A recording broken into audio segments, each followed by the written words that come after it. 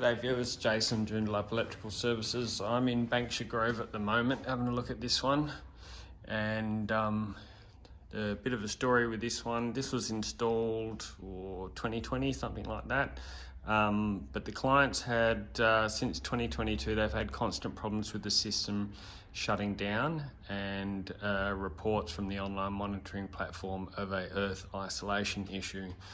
They noticed back in 2022 they had a smashed solar panel up on the roof, which is no doubt causing the earth isolation issue. So whenever it rains, the system would shut down, and they'd get constant notifications of a fault, an earth isolation fault. So I'm just checking that we've got voltage on both MPPTs and that it's producing power. Yep, okay, so we're all good. They've tried contacting the installer since 2022, and I don't know if he was the retailer and the installer or just the installer. I don't know the full backstory, but they've been contacting him since 2022, problems with a smashed panel, and now the messages just get ignored apparently, and they've not come out to try and resolve the problem in any way. And is now ignoring the client. So the system's been shut down. They've contacted me. I've quickly found the issue. I'll take you up on the roof and show you, and it was a relatively easy fix, which could have been done a long time ago. So let's go up on the roof and have a look.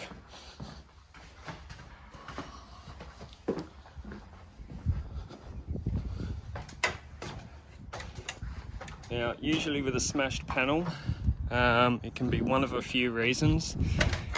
It could be from a failed cell, which has created a hotspot, which I've mentioned in other videos, where the hotspot causes the glass to shatter, and then you get water ingress. The panels are Jinko 295s, I think, 275s.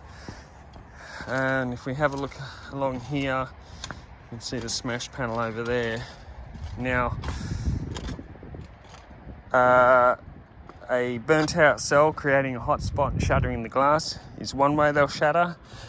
Mishandling them during installation and creating, possibly over tightening them or using the wrong panel clamps, dropping the panel, it getting smashed on the way here.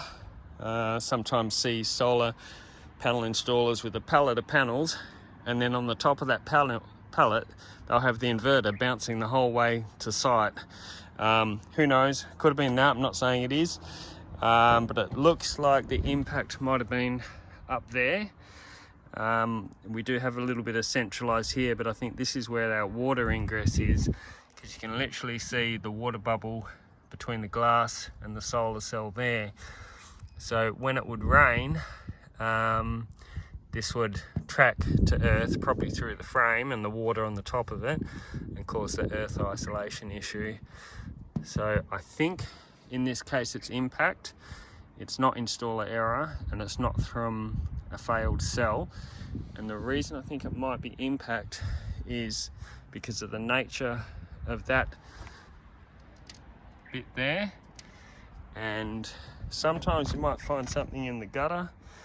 Oh, that's the other thing, they had the gutters replaced, so it could have been someone accidentally falling or sitting on the solar panel when they were cleaning gutters or replacing them or something, but that's only been done recently, and prior to that they've never cleaned their gutters, so that couldn't have been that.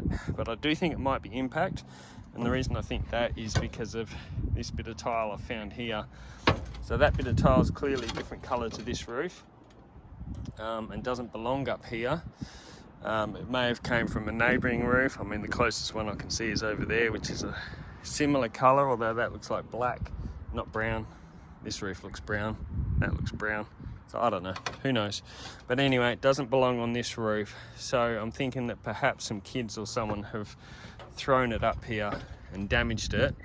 But that's not the point. The original installation or retailer company should have stood by their client and come out, even if they charge them a service call, come out and address the problem and sort it out. So the easy fix here has been just to simply bypass the panel, So I've unplugged it at the back there in the leads and just bypassed it. Straight away my installation values have come up, although the panel's not wet. The earth insulation resistance with my 1000 volt tester was actually really good, but when I isolated this panel, it tripled, came up to like 300 mega ohms.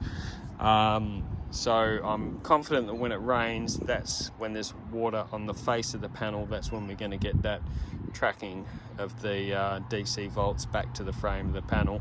Then the inverter's picking up on that and it's shutting down. By the way guys, if you have got earth fault alarms coming up on your inverter, it's best to shut the whole system down, because an ongoing earth fault can damage the inverter. And then you could end up with a very expensive repair instead of just a quick fix. So there we go guys. Yeah, it's a shame.